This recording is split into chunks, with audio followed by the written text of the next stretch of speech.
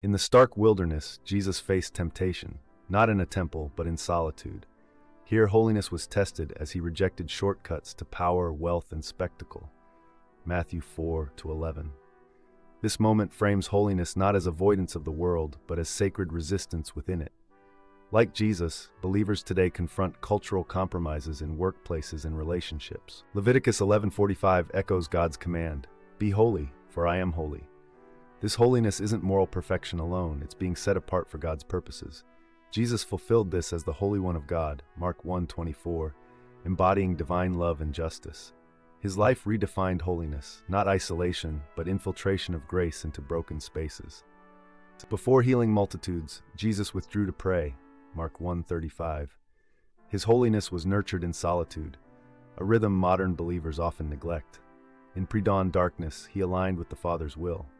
Today, this could mean silencing phones for scripture or pausing work to intercede. Holiness thrives in intentional pauses. Holiness isn't passive. In John 2:13-17, Jesus overturned tables, rejecting religious exploitation.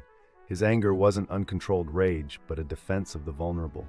Today, this might mean confronting unethical business practices or protecting the marginalized. Sacred resistance disrupts systemic sin. Post-resurrection, Jesus cooked breakfast for his disciples, John 21:9-14. A simple meal became sacred. Holiness permeated his carpentry, travels, and even meals. For us, this could mean praying over groceries or thanking God for commute safety. No moment is too ordinary for consecration. The Good Samaritan, Luke 10:25-37, redefined holiness as inconvenient love. Jesus' story highlighted a despised outsider who interrupted his journey for an enemy. Holiness isn't efficiency, it's stopping for the wounded, whether a stranded colleague or a grieving neighbor. In Gethsemane, Matthew 26:36-46, Jesus sanctified suffering. "Not my will" transformed anguish into obedience. For believers, holiness means trusting God's plan in illness, layoffs, or betrayal. Like Jesus, we surrender pain to the one who redeems it. A teacher grading papers prayerfully, a chef refusing to waste food, a CEO rejecting exploitative contracts. These are today's altars.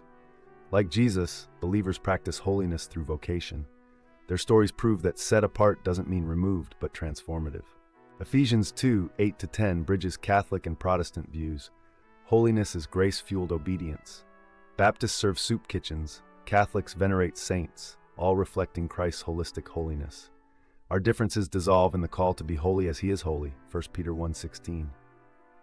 1 Corinthians 10:30 wonders, "Whether you eat or drink, do all for God's glory." Jesus' holiness ripples through time, from Nazareth's workshop to your office, kitchen, or commute. The wilderness choices now become yours. Will today's ordinary moments be consecrated,